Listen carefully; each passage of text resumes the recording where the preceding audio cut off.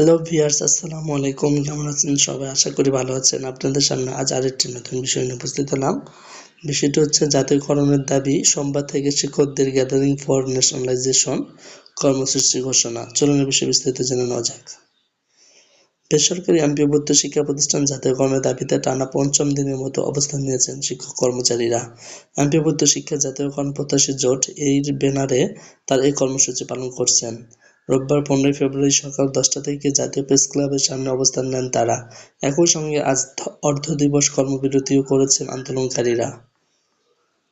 আন্দোলনকারীদের দাবি, বেতন স্কেল সহ সরকারি নিয়মে তাদের বাড়ি ভাড়া, চিকিৎসা ভাতা ও শতভাগ উৎসব ভাতা দিতে হবে। আজকের মধ্যে দাবি মেনে না নিলে সোমবার 17 ফেব্রুয়ারি থেকে ঢাকায় গ্যাদারিং ফর ন্যাশনালাইজেশন কর্মসূচি পালন করবেন। এই কর্মসূচিতে সারা দেশের এমপিওভুক্ত শিক্ষক কর্মচারীরা অংশ নেবেন।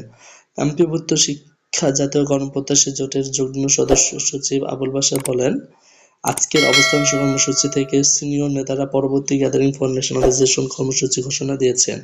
আশা করি সরকার আমাদের যৌক্তিক দাবি মেনে নেবে।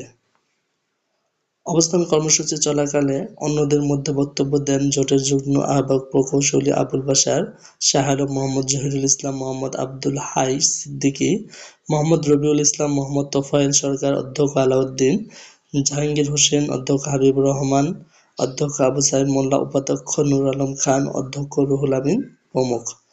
গত 12 ফেব্রুয়ারি থেকে এমপিওভুক্ত শিক্ষা জাতীয়করণ প্রত্যাশী জোট ঘোষিত কর্মসূচিতে সারা দেশ থেকে কয়েকশো শিক্ষক ঢাকায় এসে দিনভর জাতীয় প্রেস ক্লাবের সামনে অবস্থান কর্মসূচি করছেন। ক্রমে তাদের আন্দোলনে শিক্ষক কর্মচারীদের অংশগ্রহণ বাড়ছে।